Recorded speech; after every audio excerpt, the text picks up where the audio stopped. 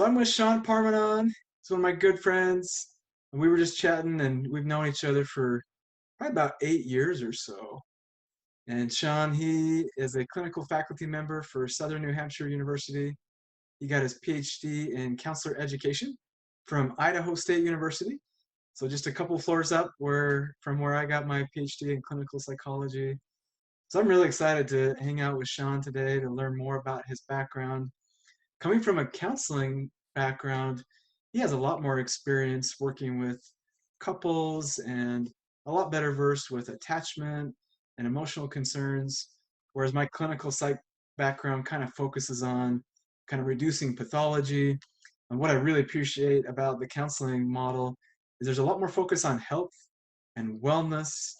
So I'm really excited to learn more from Shawn today. Yeah, Cameron, thanks for the opportunity to be able to talk about something. I know that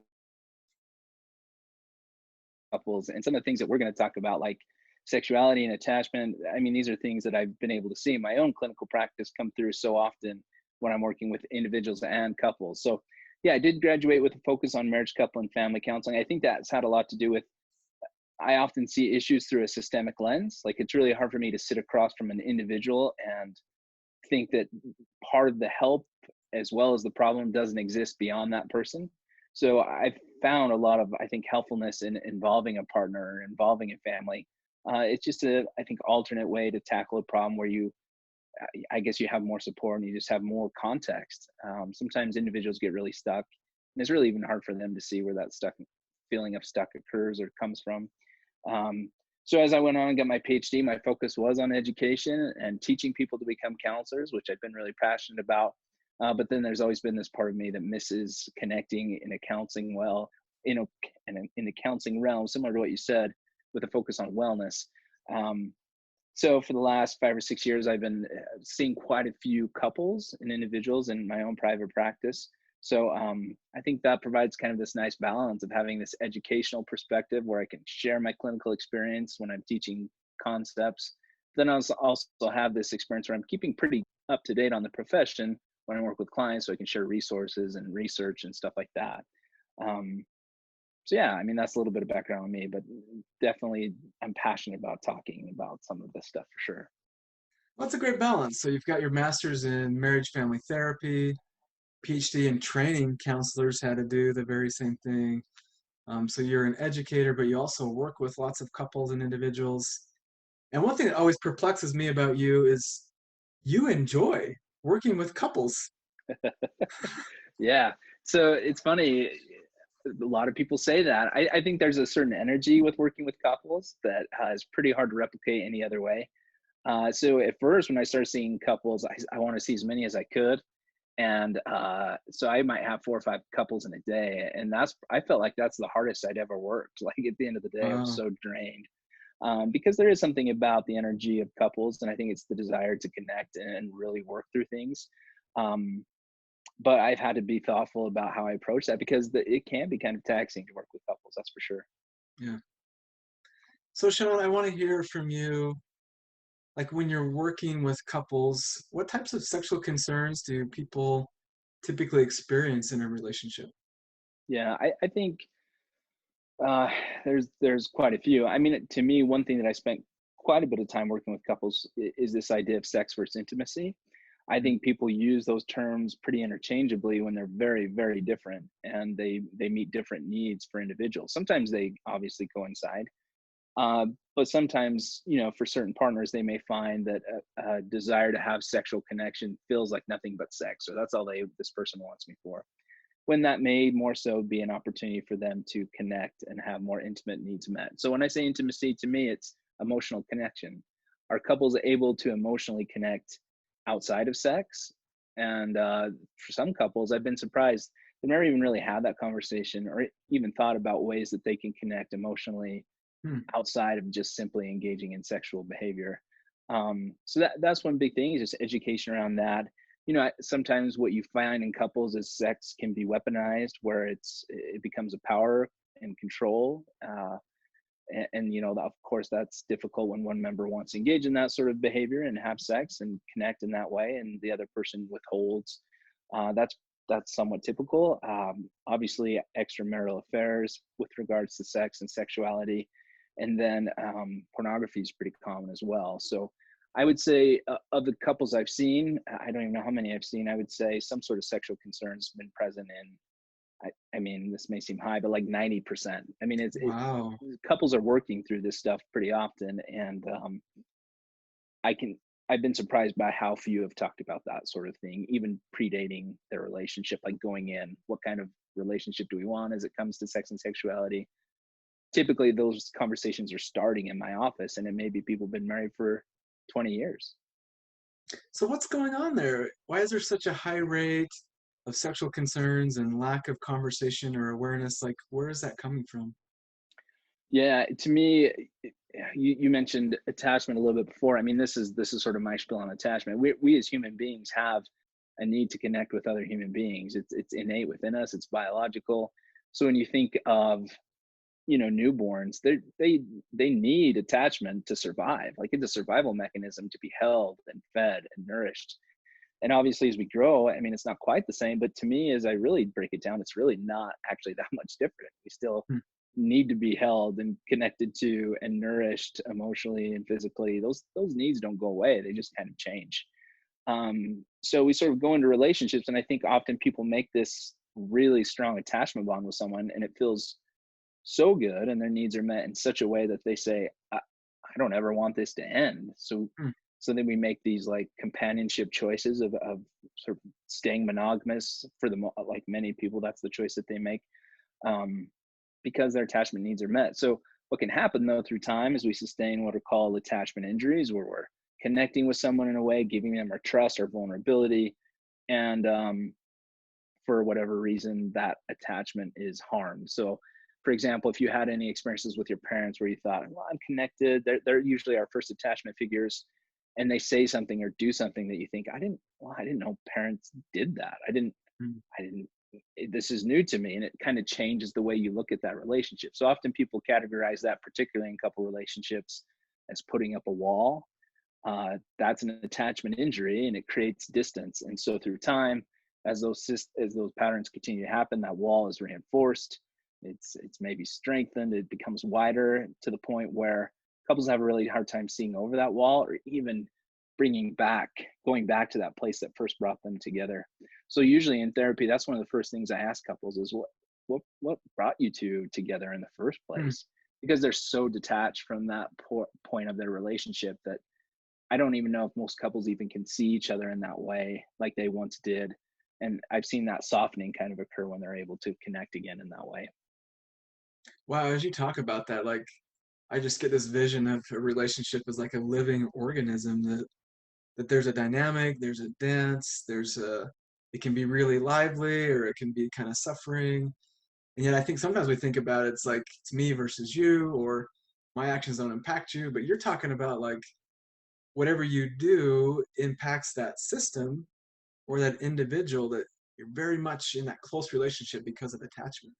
Yeah, right. And so we carry. So, for example, there's different attachment styles, and you're probably aware of this study, and I don't remember the exact terms, and maybe it doesn't matter, but they did this pretty famous study where they watched children at a playground and typical ways they'd respond to their caregiver. So there's three types that they really recognize of children. One was children who would be on the playground. They were so afraid to leave their caregiver. Like, I'm too petrified. I'm not going to go play. It's too risky.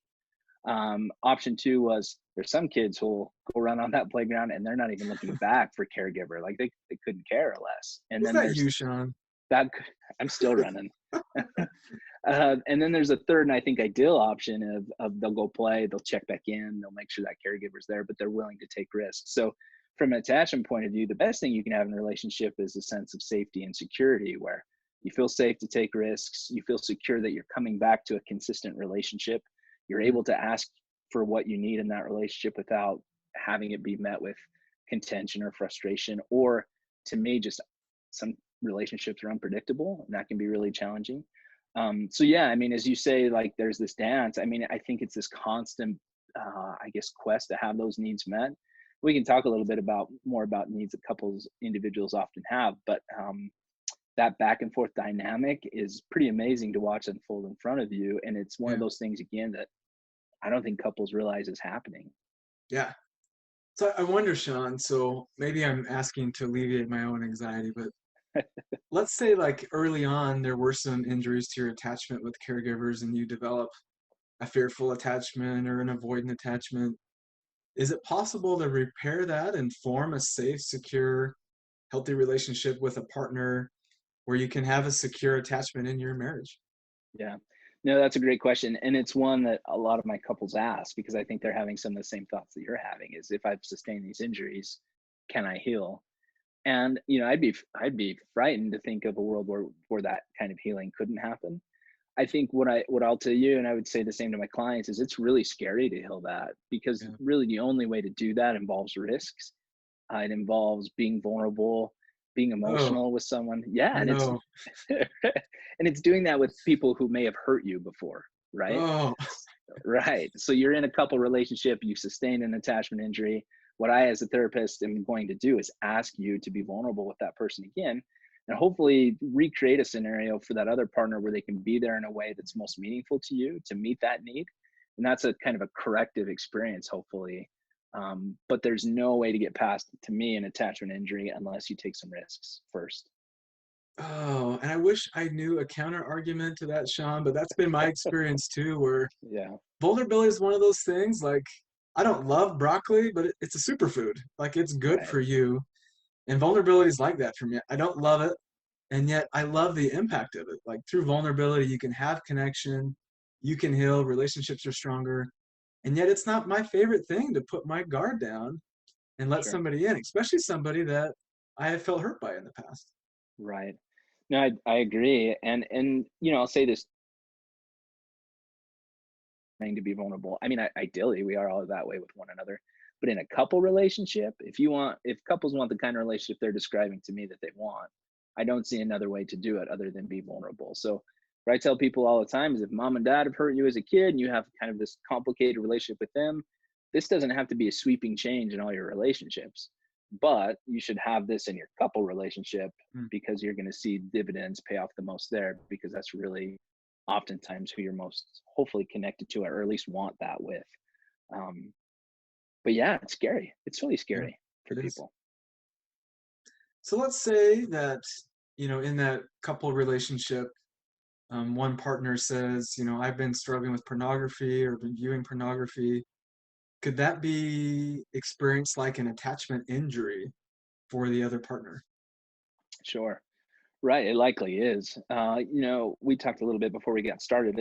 I see some couples who see their relationship through a lens of how they hoped it would be.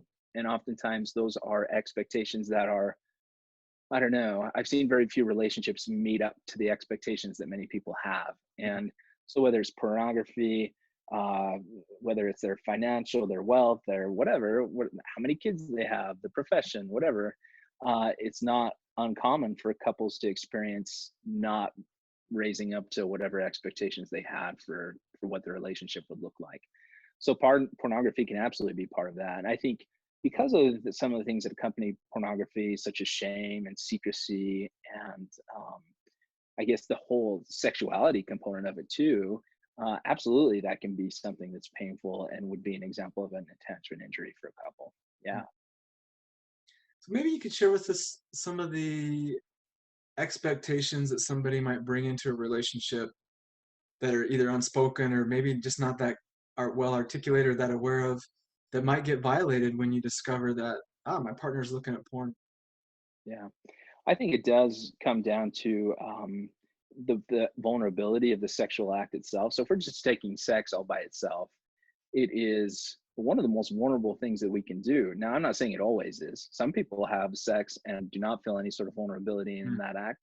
But I would say for most people, the idea of sharing your imperfections, removing your clothes, and committing to that person in that way, that's really, really scary, I think, for a lot of people. And it comes with a lot of, eh, I guess, self-evaluation. Yeah. And so giving ourselves in that way feels like it should be something that's really unique to that person because it is so scary for most people, for a lot of people. And so I think when for a lot of couples that I work with, the fact or the thought of someone viewing that happening with a third party, seeing someone else naked, seeing someone else go through that outside of the relationship, whether it's pornography or physical, it just sort of violates, I think, that, and sanctity may be too strong a word, but just I think that commitment that they have for one another is really, really painful. I think what often happens too is I've seen this in couples a lot where it skews the sexual act between people, where expectations are created, where it's not maybe as I don't know, the act itself becomes more about sexual gratification than it does maybe that connection. And that shift is often tangible for clients Mm, who have felt that something's amiss. Like I can't tell you how many times couples have said to me, like one partner has said, something's off, something has changed, mm. when we try to connect in that way, and then it comes out later that it's someone's viewing pornography. There's a tangible shift for a lot of couples when that happens. Yeah, I appreciate how you distinguished like sexual behavior from connection. So where sex can be connecting or it may not be connecting. And so some people may, I guess if they've, I'm just trying to think about the reasons why somebody might view pornography. And one of the Yeah. most common ones I think about is it's an effort to disconnect from yourself and often your situation and people in your life. That often I've seen people turn to pornography when they were feeling lonely, or sad, or somebody had hurt them.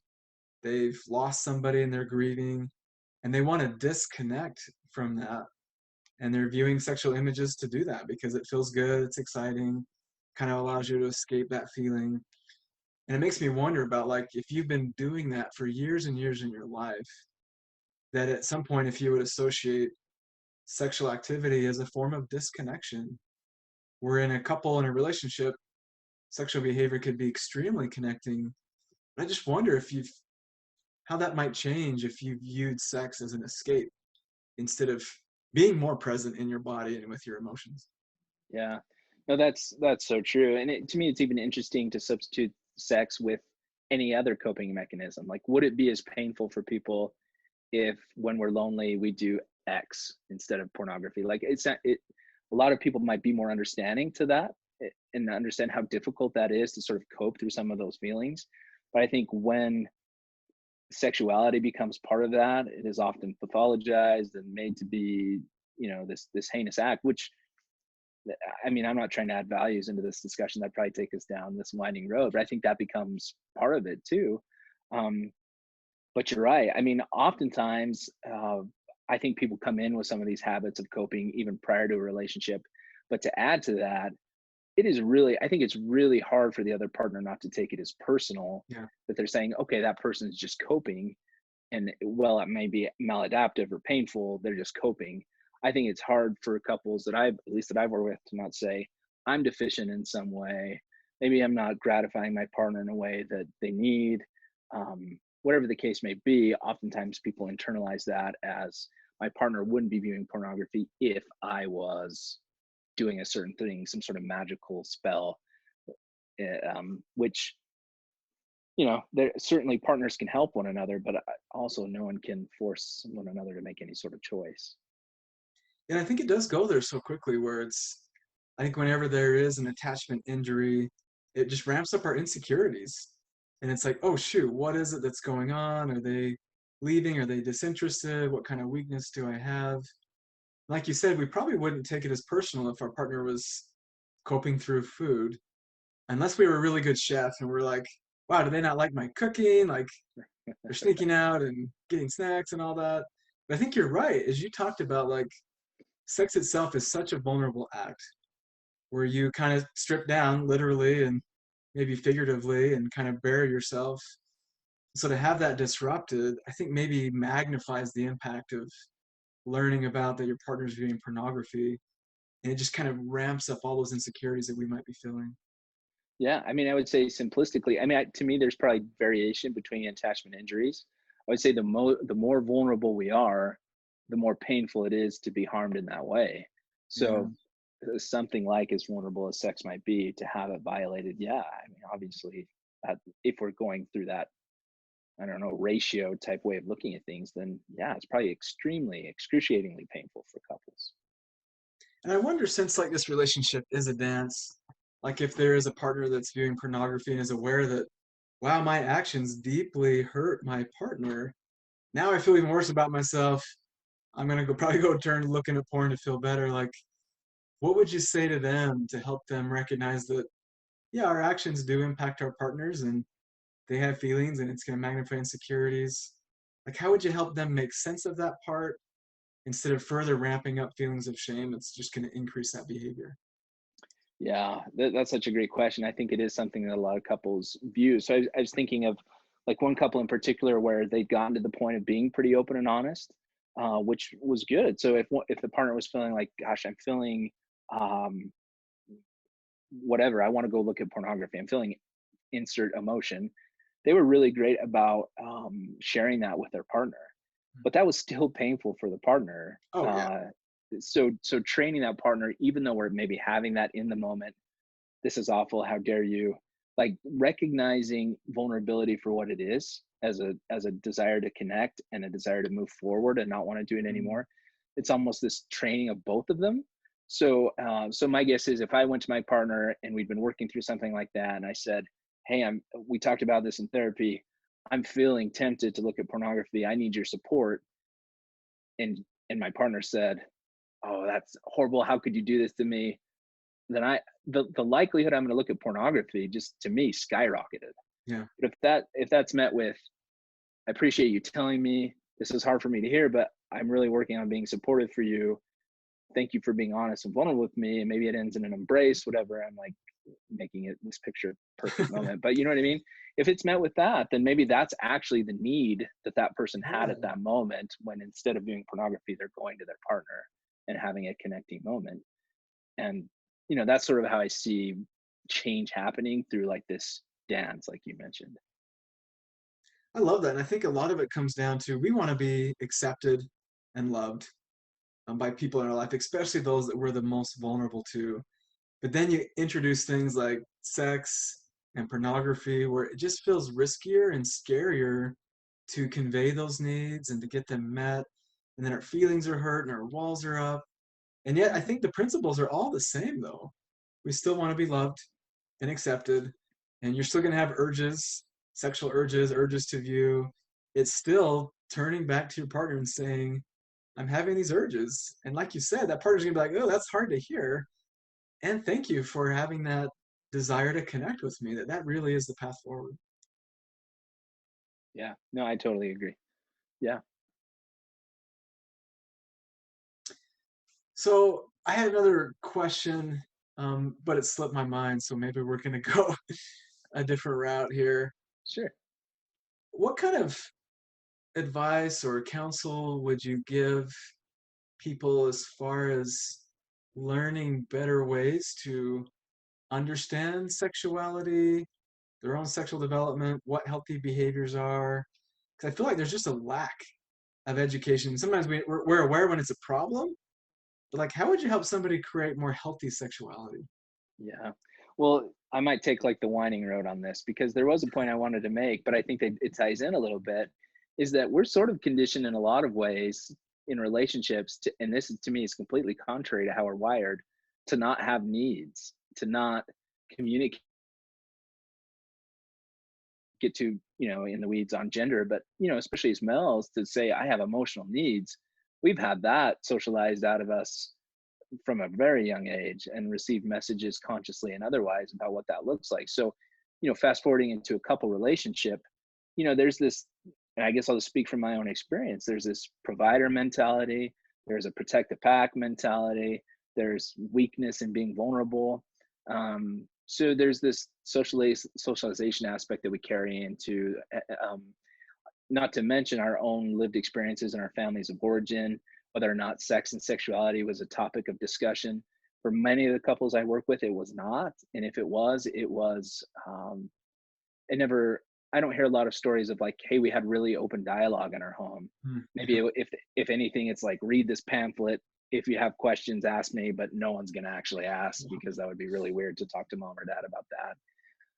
So it's not uncommon for couples to enter into a relationship, a sexual relationship, having never talked about what they wanted that to look like. And that just over time, I think, compounds where people, I guess, aren't open discussing their needs, their desires, their hopes, what they're looking for in a sexual relationship. Because one, again, I think there's somewhat taboo nature to talking about sex, and then two, again, there's a socialization aspect of it and family of origin stuff where that's a big piece of it. And then there's also, it's vulnerable. It's vulnerable to talk about your needs. And I think with all those things in combination, it really makes for a difficult conversation for couples to start. I would agree. So like when somebody comes in, it's like my partner views porn, that's the problem. They need to stop and then we're good. It's like, wow, I wish it was that simple. Because we bring in all that history and all those kind of gendered expectations about what is and isn't okay to feel and to share. And then all those things you learn in your family, all those models and relationships, that it is really complex. And there are a lot of things going on that contribute to somebody's struggle with pornography and kind of ongoing struggle in that relationship. Yeah. Well, and I know you're doing a lot of work on pornography, and I think that's really important. But to add to any couple, if they're coming in saying we have an issue with pornography, we're having an issue with finances, we're having an issue, whatever the case may be, I see those as symptoms of a lack of attachment needs being met in that couple. So the couple then, to me, is both responsible for healing that. And sometimes I think that's hard for partners to hear, especially when it's maybe the problem, like pornography, seems easy to lay at the feet of the person who's viewing it.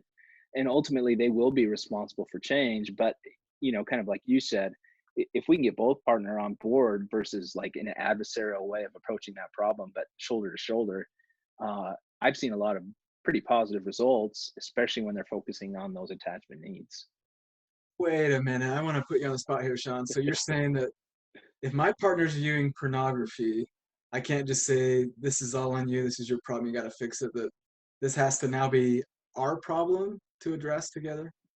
Absolutely. And I think that's been something that's been really hard for couples is because, the non-viewing member of pornography, I think, is thrust into this decision-making process of, do I want to be on board with helping this person who's just hurt me so Whoa. much? Yeah. You're just automatically thrust into this position that you didn't ask to be in. And so for most people, well, not for, I don't know, for a lot of people, that's really hard. Like, I didn't ask to be put in a position to support you. I'm still figuring out how I feel about this. Yep. But like globally speaking, on what you're asking me, does that partner need to be part of the change? I would say absolutely. It's just sometimes hard to get there. You got it. And like that actually reminded me of the question I wanted to ask you. And this is a big thing that I've seen is I think a partner that's struggling with pornography viewing, they often have difficulty sharing that with their partner because it hurts them. Mhm. Like it's they don't want that. Like they're pretty ashamed that they're struggling with pornography to begin with. And they recognize that it hurts their partner to know they're still struggling. But what I've seen is sometimes what hurts a lot more than the pornography viewing is the fact that your partner doesn't talk about it, or they hide it, or they lie about it. And I get why they might because they're feeling really ashamed and they don't want to hurt anybody. But sometimes that hiding, concealing feels even more damaging than the fact that you're viewing pornography. Couples, it's not uncommon that they feel somewhat blindsided by that. That they just didn't know that this was part of what was going on. And so it's such a deep betrayal that, yeah, that pain really has a lot of voice and sometimes can really pattern or cloud how that person's going to react to what's going on. But like I said, because it is unexpected, I mean, I think of when I'm unexpectedly hurt or thrust into a situation I don't want to be in, that's really, really difficult. And, but yeah, I mean, I think that's why therapy, I guess I'll make a plug for therapy at this Yeah. point. That's why having a space to come talk about those things is so important.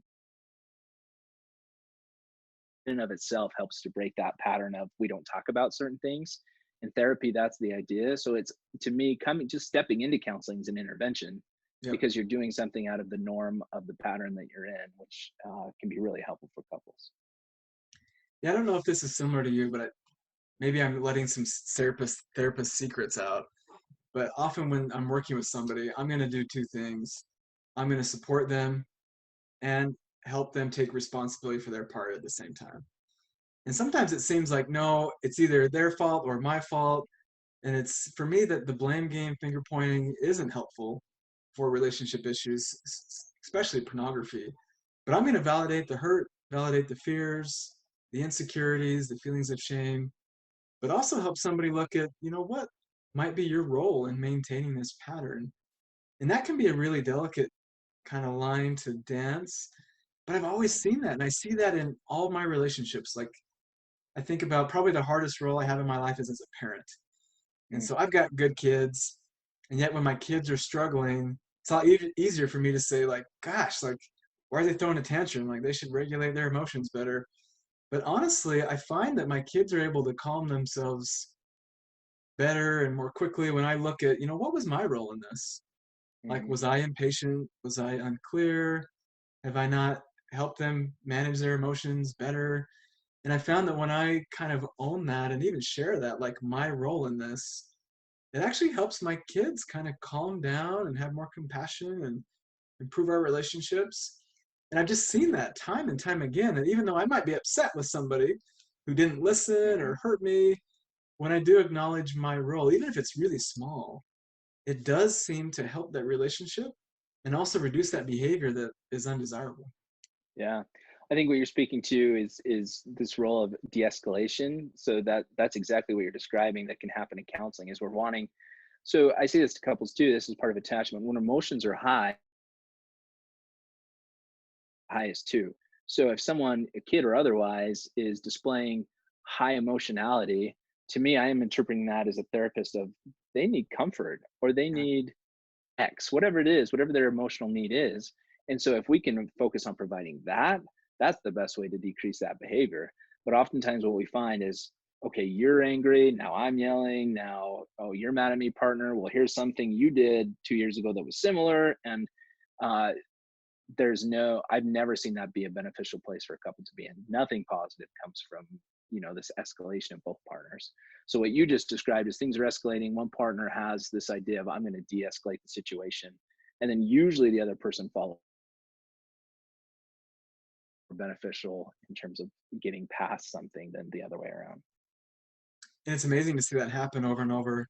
But I think it takes some awareness that, oh, we're ramping each other up and nothing is always 100% somebody else or 100% ourselves.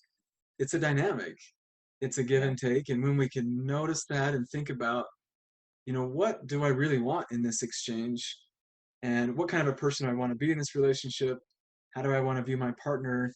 That allows us to kind of slow down and be like, actually, I want this to be more effective. I want this to be productive. I want us to come closer together. I might be pissed right now and really hurt, but Mhm. further going down that road is not going to help us improve this. Sure. And I think that's so challenging to slow down because it feels so good to be like, you did this to me. And yet recognizing like, oh, what was my role in this? It's so difficult, but it's so helpful. Yeah. Well, and I'll use this example that I use with my clients too, and it involves my wife, but I got her permission to use this with couples. But I just know, like, when I come home from a day at work, I need physical connection. That's part of my emotional. It's part of my attachment needs. So if I walk in and my family's busy and they're doing whatever, and my wife's busy, and I don't get that, it can be easy mentally to say, "Well, this isn't fair. I've been working all day. Where are the people that are supposed to care about me?" And I can elevate, elevate, elevate. My wife has no idea. She's not even part of the process. She's Yep. busy. And I'm sort of making this assumption that she's making some sort of deliberate choice to withhold that from me. And so I'm reacting in a way that's I'm angry. Where when the reality is she has no idea that's occurring. And if I walked in and said, I've had a long day, I could use a hug, she would drop everything to do that. That's not an unreasonable request. So I think things like that happen all the time in couples where we have these unmet expectations for one another that we're not communicating, and the other person is just completely not in the know, which is it kind of creates this double bind for your partner of I don't know how to meet your needs because you never say them, and I'm in trouble for it, Yep. and I don't know what to do with that because we're not communicating well. And that is the pattern. And I'm glad that you owned it because I find myself doing that all the time too. And I tell myself stories for the reason why my needs aren't getting met. And it's like, all that's internal. And even though I know these principles, I still do that because I think that's very human. So Hmm. therapists haven't like made it to the top of the mountain, they've got it figured out. It's like, For sure. no, we may be aware of where we need to go, and yet you still have to make the steps. And I find myself all the time where it's like, I don't want to have to communicate this need because it feels vulnerable. I just want my partner to automatically meet it. And if I'm waiting for that, I'm probably going to get disappointed more often than not, but also feel resentful that they couldn't read my every need. And I think it's difficult to, like, I don't know if we should feel resentful for a need we haven't spoken. Yeah. I Well don't know how to said. say it in a better way. And yet I do that all the time, where it's Yeah. like, you should have known, or I really want this. If you knew me or cared about me, you would meet that. And we're just not built that way. Like, even as a therapist, I can't read my clients' needs. I ask them, what do you need today? Hmm. And I'm attentive, I'm not distracted, I'm engaged, I'm present, and I still have to ask because I Sure. can't guess what that need is. Even though I know people really well, I still have to ask. Yeah. Well, and it's important to recognize too in couples is those needs may change depending on the, I guess, status of the relationship. So if it's more turbulent, those needs might change. Someone might need more physical affection, might need more one-on-one quality time. It just sort of depends. Whereas if things are going smoothly, well, I may not need that quite in the same way. So that can be confusing for couples again if they're not able to communicate in a transparent way. That's a really important point that this is changing, this is evolving. Relationships are not static. So I want to ask you a different type of question. So you've worked with a lot of folks who struggle with pornography. And one of the things we're talking about is sometimes we're just not that aware of our needs, or we're not that comfortable sharing those with others. Have you noticed any traits or common things you've noticed around people who tend to struggle with pornography that just putting those traits on the radar might be helpful for them? Yeah, that's interesting. I mean, I think this is purely anecdotal, but I guess that's what you're asking of me. I mean, to me, oftentimes physical touch, and to me, it's often people who are highly emotional, not in a negative way, but just people who feel a lot, Yeah, empathy and sympathy, and those emotions of people around them have a tendency to want to numb that off because they haven't found a way to sort of separate themselves. So it might be like they're really aware of the pattern that they're in, or I mean, because you have maybe you know people like this in your life. There's people making choices with not a lot of remorse or consequence, and there's people making very similar choices that they beat themselves up incessantly over that decision that they're making. So it's the same behavior, but I guess it's the reaction to the behavior that some people. So for me, it's those who have a high level of emotion that are have maybe a more difficulty regulating it because of that, or often seem a little bit more prone to reaching out for pornography or other ways to numb some of those emotions that they're feeling. yeah, that's a really common with IC too. What I see as well is often these people are very kind-hearted, feel a lot, have a lot of empathy, and yet often are very unaware of that. Like often Mm. they come in and say, "Yeah, the only problem I got is pornography." And as I get to know them better, I discover like they've gone through some rough stuff in their life, and they actually care pretty deeply and are pretty sensitive, and yet they've got so accustomed just turning the volume switch down on their emotions. Where it's like that's uncomfortable. I don't want to feel that. I'll just look at porn and distract myself. But I think for the most part, I found individuals to be pretty sensitive, pretty emotional, and yet I don't know if they'd always describe themselves that way until they slow down and allow themselves to recognize all those emotions that are always there. They're just Yeah. running so fast they don't recognize that. Yeah, and it's interesting. I mean, I'm realizing even as we talk now, I think you and I see that as being a positive trait. My guess would be for some of those individuals, they view that not in a positive lens, that it's some sort of negative quality that they have of feeling some of those things, which would be another added layer for wanting to get rid of those feelings as often as they can. For sure. I think for men, like, it's not okay to be emotional or Yeah. be really empathetic. And sometimes we struggle with that, or like we should be stronger or more put together. And yet I found that those emotions are very connecting. I don't always like the way my emotions make me feel, but I do like the outcome that they are very connecting. Yeah. Well, and I say this to couples too, those emotions are there, they're innate within us for a reason. There's so, if I'm lonely, companionship, if I'm sad, I want comforting, if I'm angry, I want to be heard. people should get really in tune with their emotions. If people don't, because a lot of times couples don't recognize what needs they have for each other.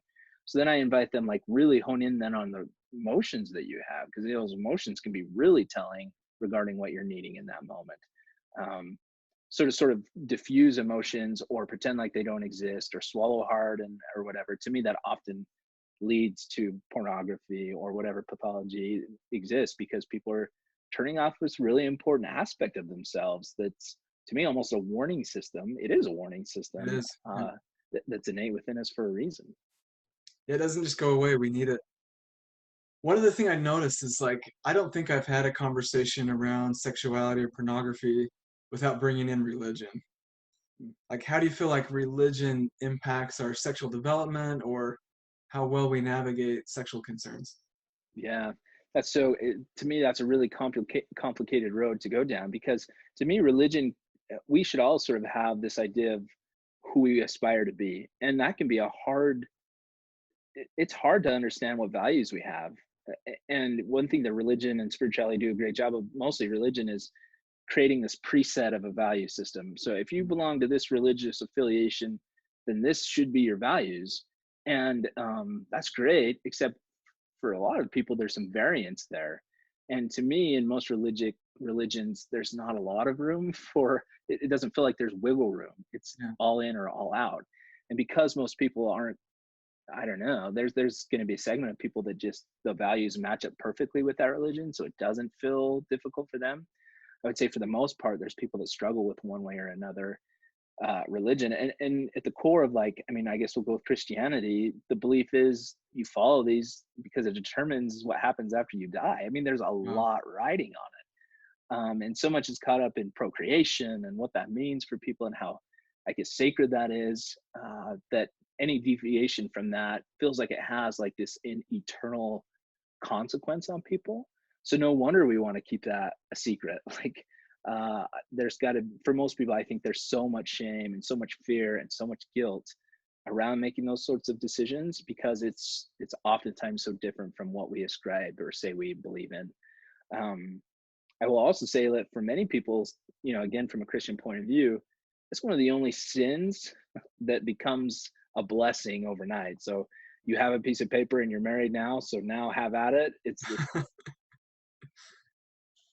3 hours ago, you know what I mean? That was a sin that you're going to hell for. And I think as human beings, we have this really difficult time, like, making sense of that. At least I do. I guess I shouldn't put that on all human beings, but to go from 1 minute this to these huge opposite ends of the spectrum, I think is really, really difficult for people.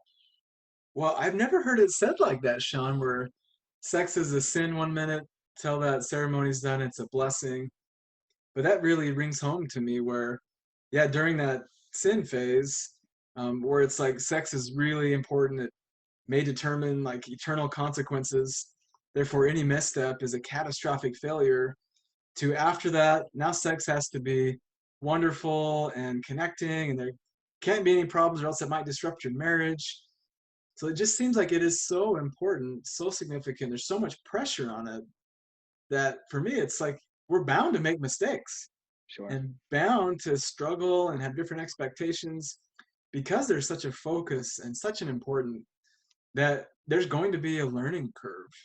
Mm. And that could be something that could be really connecting with your partner. But for many people, just our discomfort around that, where it's like, I don't feel okay with my own learning or mistakes.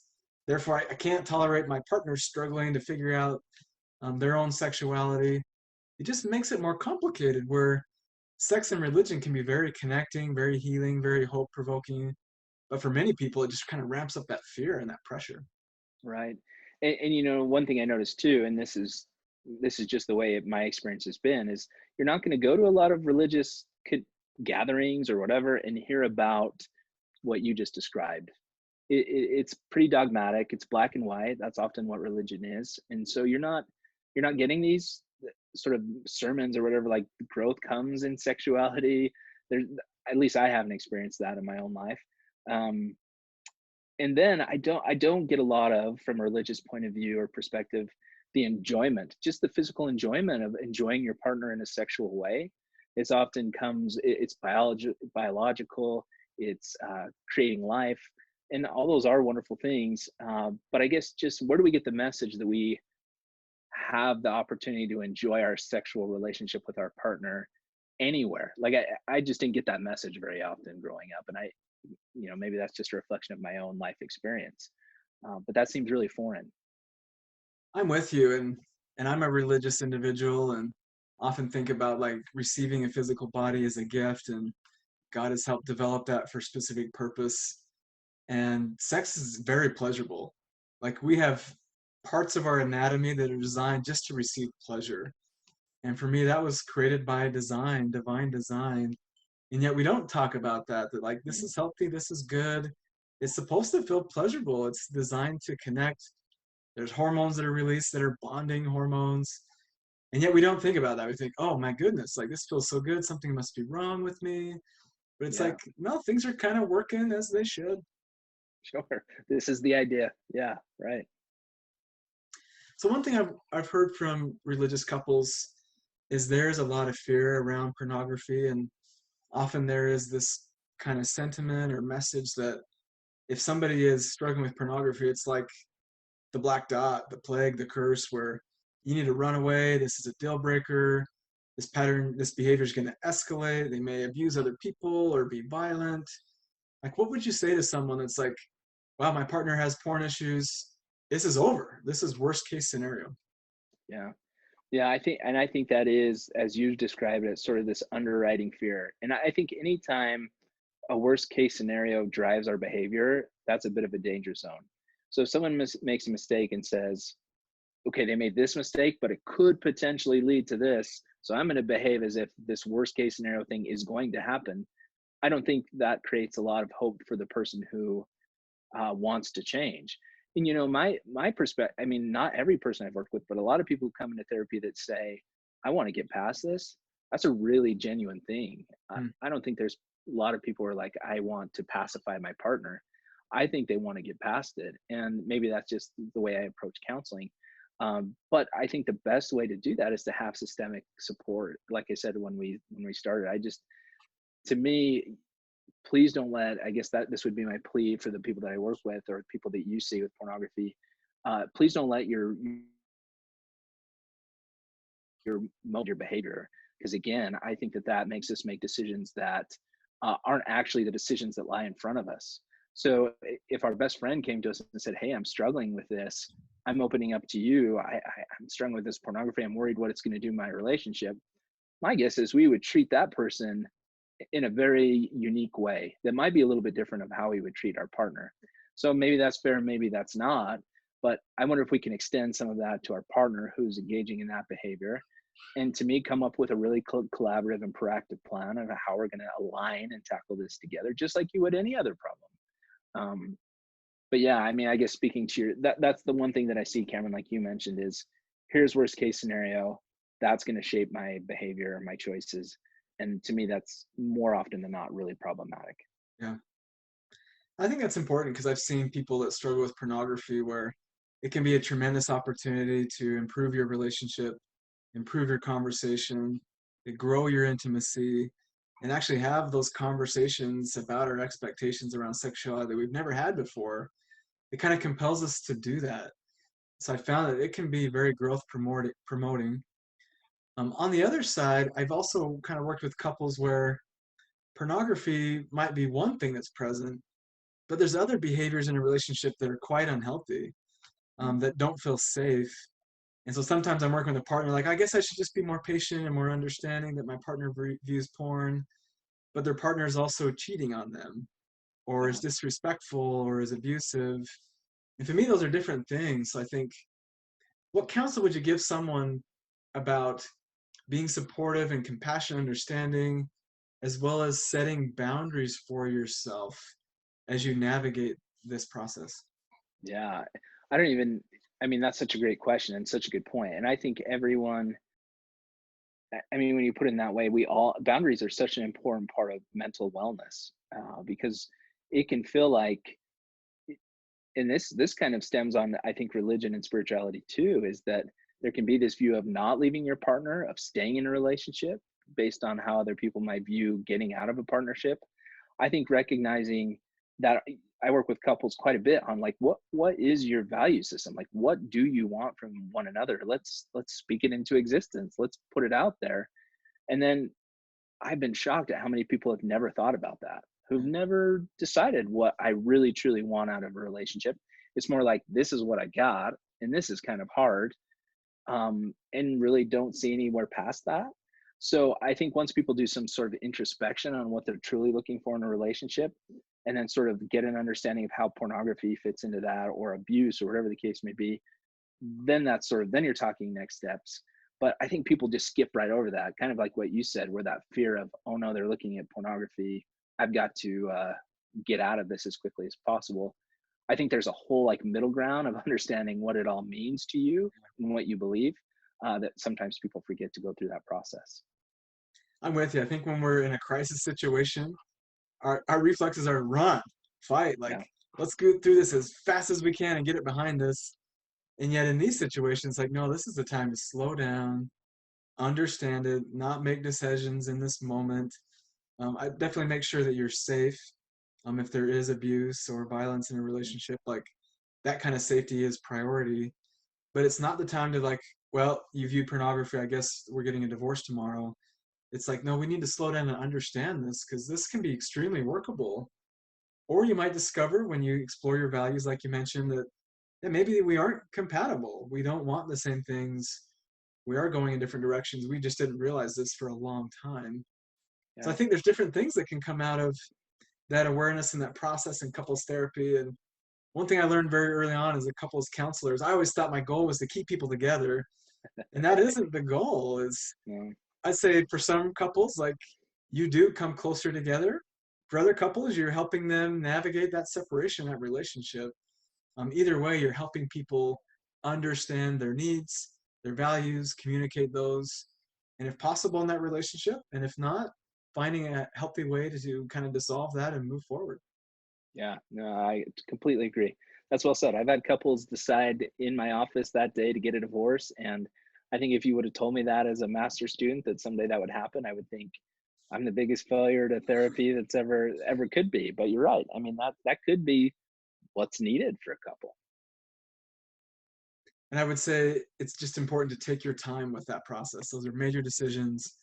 So learning or discovering your partner is struggling with a sexual behavior is not the time to make that decision, but likely the time to receive support from people like Shawn, who has spent many, many years understanding relationships and attachments.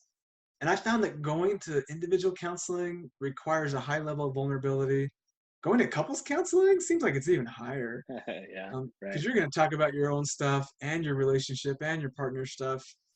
And I've often found people even more hesitant to engage in couples counseling. But when I have worked with couples, I found that to be extremely helpful. But there is no like goal in that couples therapy as far as we're going to make this relationship work. It's more like we're going to understand this better, and we're going to support both of you, clarify what you need, and we're going to have you talk about things and kind of reveal those attachment injuries. And couples counseling doesn't feel great. No. And yet I've just seen tremendous benefits from going through that process with somebody that understands these principles. Yeah. No, I completely agree. And I say that to couples often is that if counseling's going well, you're probably leaving the office feeling maybe a little bit worse than when you came in. That's a sign that you've worked. And I think there's in the long run healing that comes from that. But yeah, I mean, oftentimes through that vulnerability, that can be a painful process, but that's sort of what's required to make change. Well, that's comforting because usually my clients feel a lot worse after spending an hour with me. So So good job, Dr. Staley. yeah, that's great to hear. Yeah. Well, thank you so much, Shawn, for joining us today and sharing your experiences and background. Is there any final things you'd want to say about um, things you would hope for couples as they navigate their sexuality or concerns with pornography? Yeah. I would say more than anything, to have, maybe this is a plug for counseling and therapy. Just kind of like you said, any decision that you make, I would hope that you go to a trained professional before you sort of get to that space. To me, I see counseling as something that's needed for everyone that I know. It's not a negative thing. In fact, I see it as a really proactive step. I'd also say, Karen, like I've seen a lot of people not come into counseling till sort of the wheels are falling off their Yeah, relationship. And by then, it's really hard to repair because that wall has been so reinforced that breaking it down is just a really daunting task. So instead, I would urge couples as early as you can, if you're having issues with pornography and anything like that, to come into therapy, have those conversations before some of those patterns, the longer they go on, the more difficult they are to chip away at. But if they're just starting and forming and you're realizing them, to me, that's ideal time to come in and to work through it with a professional. I agree. I think when I have that couple that says, you know, we're planning on getting divorced, we thought we'd try this out as a last resort. It's like, this is going to be a lot harder versus a couple where it's like, we want to understand these patterns better and help each other. So definitely earlier in the process increases the probability that it's going to go a little bit smoother for sure. Yeah. The only other thing I'll say, Cameron, and you mentioned this, is just how hard figuring out our sexuality truly is with a partner. So if people gave themselves, I think, a little bit of latitude to struggle through this, I think that would be really important too, because it is something that we're all coming into our own and knowing for ourselves. And it does take some, I think, troubleshooting, and that can be a really hard process to go through, but it is something that's we're all dealing with. And I think extending that to other people is really helpful. I love that. So a healthy dose of more compassion for yourself and each other as you navigate something so powerful and important as human sexuality. Yep, you bet. Thanks, Sean. Yep, thanks, Cameron.